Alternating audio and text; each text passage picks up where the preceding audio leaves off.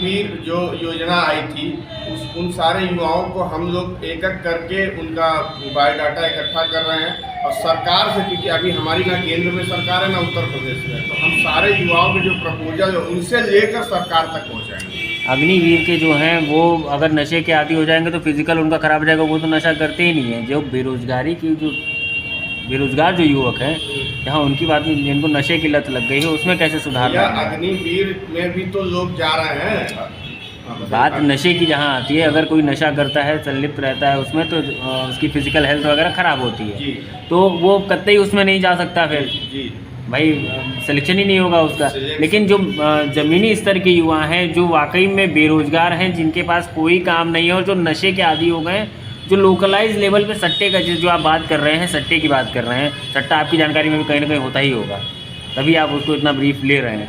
तो जो सट्टे के कारोबार में लगे हैं उनको कैसे आप बचाएंगे, उसको कैसे निकालेंगे उस जंजाल से?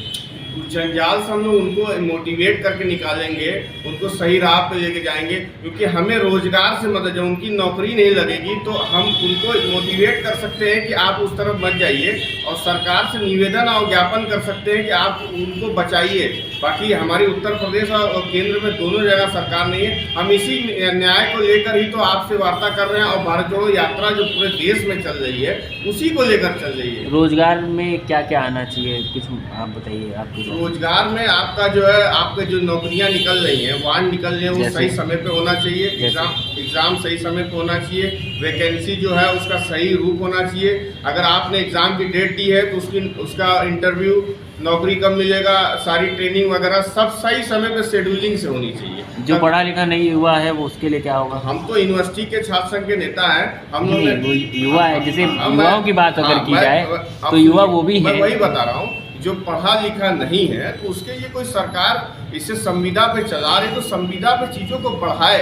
इसे मान लीजिए किसी को आपने वो दिया कि ये 600 रुपये पर डे की आपको, वो किसी फैक्ट्री में आपको उसने वो दे दिया कि ये जो पढ़ा लिखा नहीं है वो वहाँ पे नौकरी कर सकता है, उस चीज़ों को 1000 रुपये लेके जाए।